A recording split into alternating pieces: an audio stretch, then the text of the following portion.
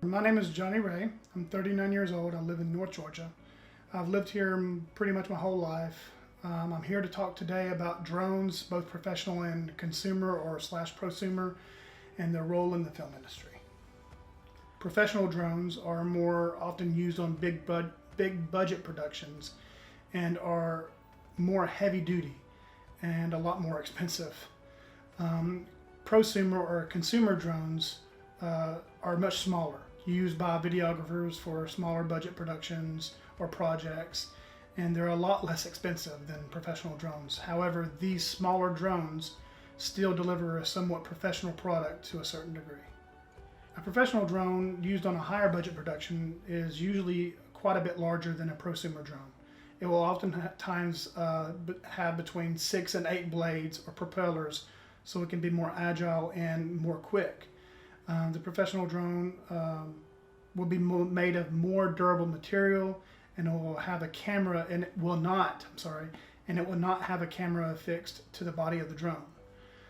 The professional drone will have a gimbal attached, where a full-size cinema camera that's used in the industry today can be attached. And in the professional setting, the drone will be controlled by a drone operator, and the camera will be controlled by a camera operator or a cinematographer. A professional drone will be able to fly at faster speeds of actual vehicles on the road, 50, 60, 70 miles per hour, and they can also fly higher. A prosumer drone or consumer drone are often made of plastic. It's a durable plastic. They only usually have 4 blades, and they have a small HD or even 4K camera or Ultra HD camera affixed, a 3-axis gimbal already attached to the body of the body of the drone. The prosumer drone can usually fly no more than 30 to 40, maybe sometimes 45 miles an hour, and can usually fly up to 500 feet. It can fly higher, but it's usually more affected by the winds at that height.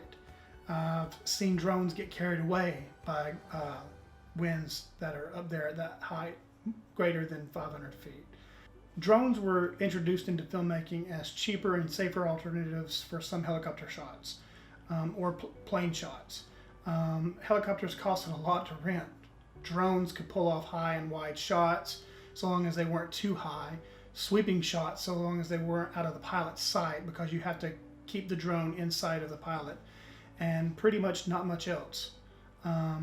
But in the past several years, drone technology has improved. To be honest, so has the imagination of the filmmakers who are using them. Better camera gimbals, more durable hardware, and more sophisticated software has enabled cinematographers to push the limits of aerial cinematography.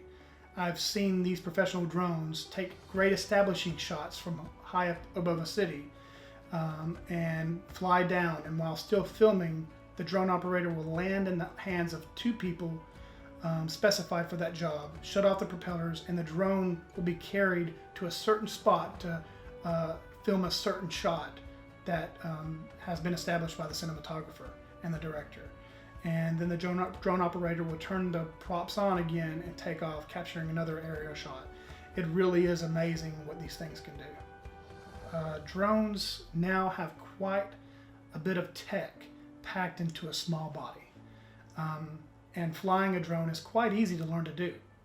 And learning and mastering all the features and controls of the remote control of a consumer / prosumer drone is more difficult.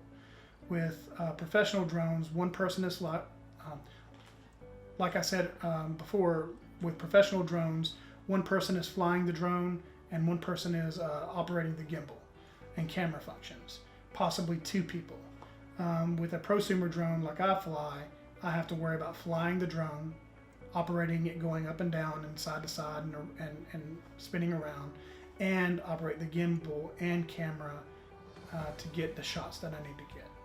A pro drone controller will be just a remote control that controls the flight of the drone.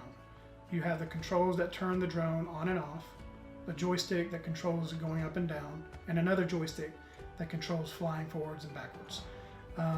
The joystick that controls it going up and down will usually control the spin or turn left and right as well.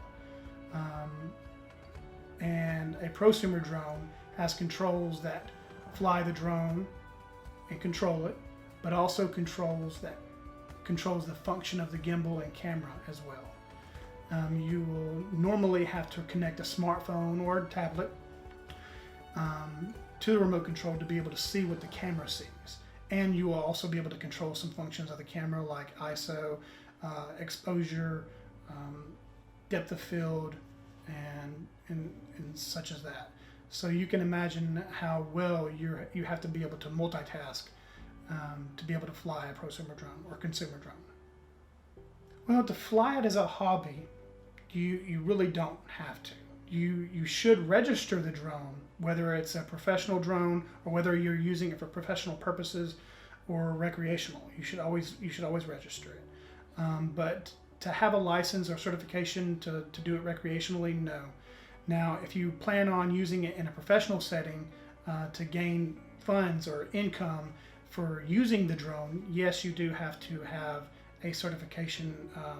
It's called Part 107 certification. It's a test offered by the FAA, and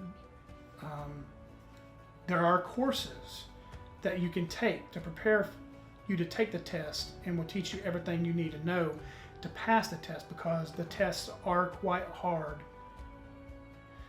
Well, this answer is going to be pretty short and sweet. With the advancement of drone technology now versus several years ago when it was really introduced to this film industry, within the next 5 to 10 years, I can see drones doing amazing things compared to now. And I'm really excited to see where it's going to go. And to really answer your question, the sky is the limit.